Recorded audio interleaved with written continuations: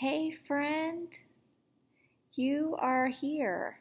And if you're here, that means you read the entire book. Not just the book, you read all the way through the end to the thank you page and found a link and came here. So, wow, I'm so excited that you're here. I can't believe that you are watching this right now because that's a big accomplishment. And I'm so grateful to you for coming. Um, and so grateful to you for reading this book and for thinking about it and yeah, all of it. So thank you. I'm so glad you're here. And because you came here, I do have a couple of extra tidbits, tips, things that might be helpful. So let's jump into a couple of those. I don't want to keep you forever. Nobody wants to sit and watch a video that goes on and on and on. So I'm going to try and keep it short.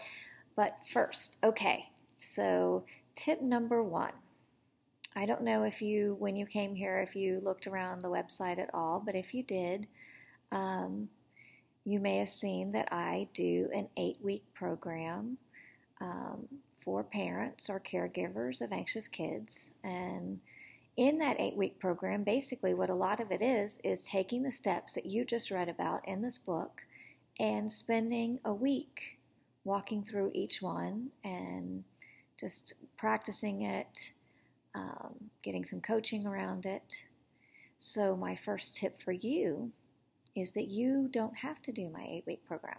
Now, obviously, I would love it if you did because, you're now my friend and you just read my whole book and came and watched a video. So I'd love for you to do it, but you don't have to. What you can do is you can make the book your own 8-week program. Spend a week on each tip. Spend a week just focusing on that one tip and thinking about how it's to implement it in your life for a week. You could do it for more than a week. You could even do one tip for 2 weeks. But really spend some time digging into that all by itself is one way that you could get a lot more out of the book because it allows you to practice. And one thing that can happen if you try and take everything all at once and just try and do it all at once, it can be a little overwhelming. And when things start to feel overwhelming or it's too much, I think I say this in the book, that's where we tend to go wrong and we tend to say, oh, I can't do it all, so I'm not going to do anything. So the opposite would be to break it into small chunks and to do little pieces at a time. And even if one chapter feels like too much, make it smaller. A real secret to success with all of this is figure out the smallest thing that you can do and do that for a week, 2 weeks, however long you feel until you get really comfortable with that one tiny thing. And when you feel ready to add, you'll know, and add another tiny small piece. So maybe I'm going to start by meditating for 1 minute a day. 1 minute feels doable and easy. I could do that. And then after about 3 or 4 days, I feel like, you know what, I could go to two minutes. And maybe I build like that a minute at a time until I get up to 15 minutes or so. And you may think, well, gosh, that seems ridiculous, a minute. If it gets you to do it, that's all you're shooting for, progress, not perfection, just like I said in the book. So that's my first tip.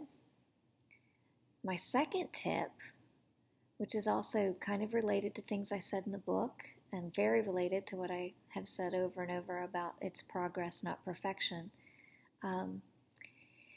is to slow down. The magic really happens when you slow down. Just allow yourself to slow down. Give yourself a pause.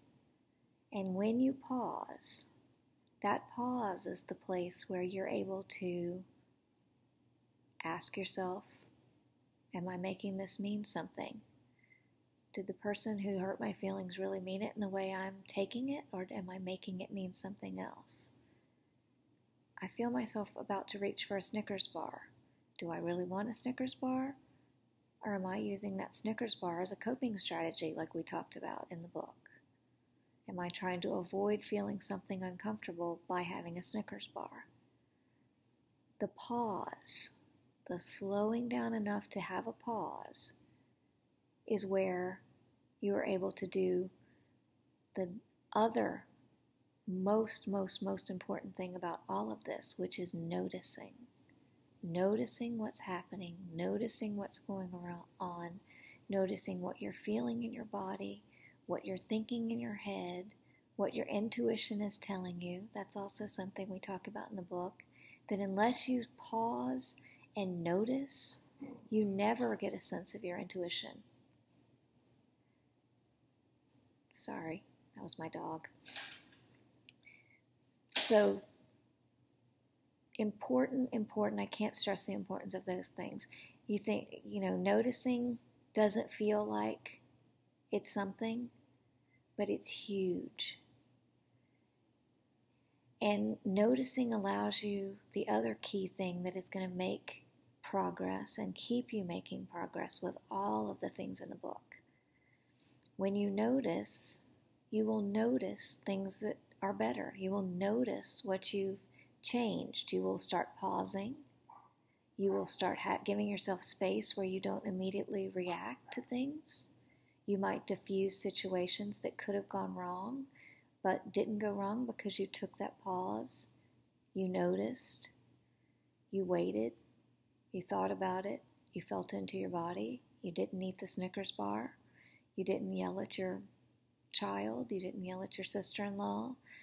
All of those things. And every time you pause and react differently than maybe you would have a month ago or a year ago or 8 weeks ago before you started the program, every single success, if you're noticing, you're going to celebrate those successes, I hope. I hope you're going to start really slowing down enough that you'll see all the times that you're doing things differently. And when you see those and celebrate them, it starts priming your brain to keep doing more like that. And while I promise, and if I'm wrong, you can post it on my Facebook page and tell me I was wrong, but I'm pretty confident that you will never reach a point where you never lose your temper again, or always feel into your feelings and never use a coping strategy to escape what you're feeling. I feel like you're never going to reach perfection on any of it, and neither am I. But those little changes change the course of your life. They really, really do. They change your relationships with your children, with your spouse, with your friends. They change how you relate to yourself. And all of that is huge. Every tiny little success, one that you have, and two that you notice and celebrate, which allows you to have more and more successes, it's all huge, and it will all change the trajectory of your life.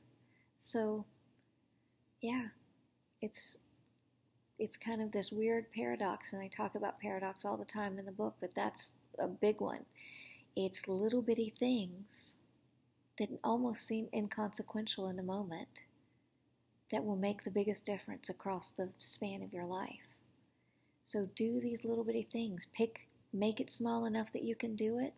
Break it down into length of time that you can do it. Make it 8 weeks, make it 16 weeks, make it whatever's going to work for you. Take it in small steps. Slow down. Notice how you're feeling. Notice when you've had successes. Celebrate every single tiny little one. Start being kind to yourself, because then you'll be able to be kind to everybody else. That's it. That's the secret to life, really, and the secret to being the kind of parent. I know, you're here, you're watching this video, you've read the whole book, you're my friend, and you're a great parent.